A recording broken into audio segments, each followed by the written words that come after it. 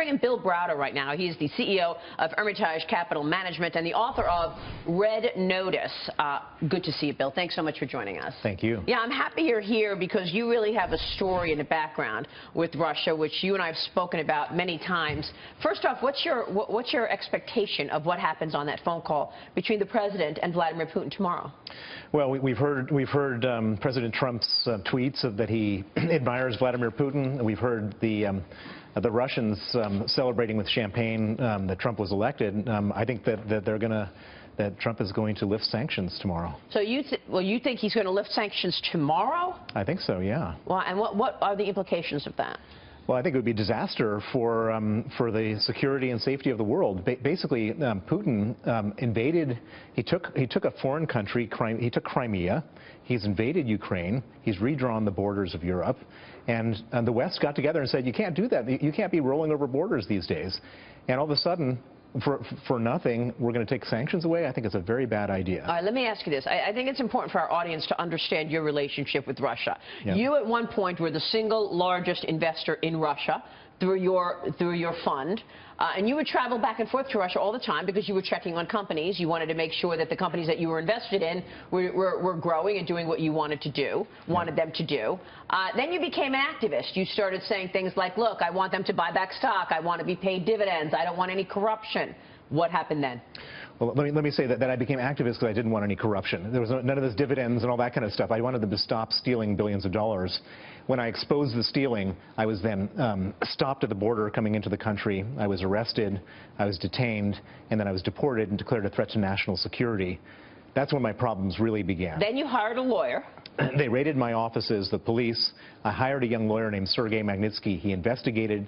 He discovered that after the raid, the police, together with a bunch of officials, stole $230 million of taxes that I paid to the Russian government from the Russian government. He exposed it. He was then arrested, tortured for 358 days, and killed on November 16th, 2009. Wow. He was killed while he was in his jail cell. He was killed in jail by 8 riot guards with rubber batons for not withdrawing his testimony against the corrupt police officers and signing a false confession. How do you know this?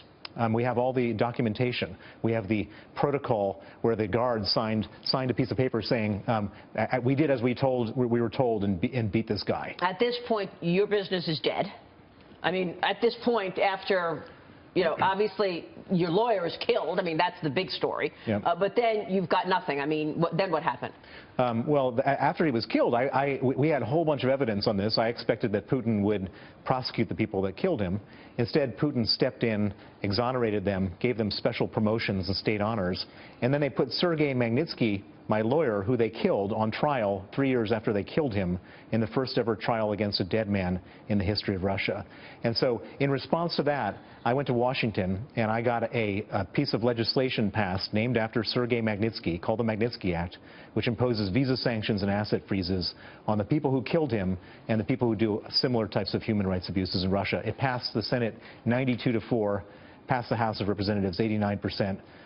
President Obama, who didn't want to do anything tough with Putin, signed it into law on December 14, 2012. And this is called the Magnitsky Law. This is the Magnitsky Act. Yeah, okay, the Magnitsky Act. You obviously are not managing money in terms of Russian assets any longer. You're an activist now, and you feel that you know Russia personally, and you understand that this is a bad guy, Vladimir Putin. Is that right? Basically, Vladimir Putin is a crook, big-time crook. He's like Pablo Escobar, except that he's Pablo Escobar with nukes, and that makes him a very, very dangerous guy. Well, you know, Donald Trump, he has said complimentary things about having a relationship with them, but do you think he's naive as far as who Vladimir Putin is? Well, I've seen every president, when they come in, they think that they're the most persuasive guys in the world. We saw George W. Bush saying, I looked into Putin's eyes and saw his soul. That was his first meeting. 27 meetings later, he didn't feel that way. President Obama signed or announced a reset with Russia because he thought he could convince Putin to be a reasonable guy. But what's wrong with having Russia as an ally? I mean, not necessarily trusting them. Like Theresa May just said, beware.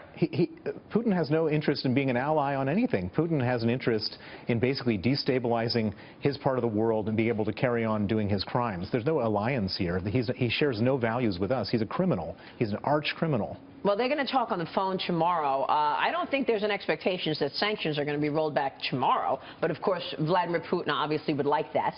Well, Vladimir Putin, sanctions are killing Vladimir Putin. He wakes up every morning and prays for sanctions. He goes to bed every night and prays for sanctions to be lifted. Real quick, who is in more peril if, in fact, Putin gets even stronger, Europe or the U.S.?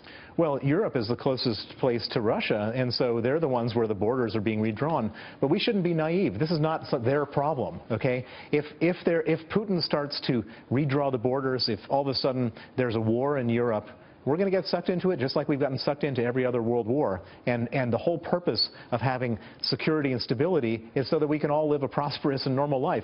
We don't want Putin messing that up, and giving Putin a green light by lifting sanctions would do that. All right. Well, we will see what happens on that phone call. Donald Trump has been very clear. He doesn't know Putin. He's never met him.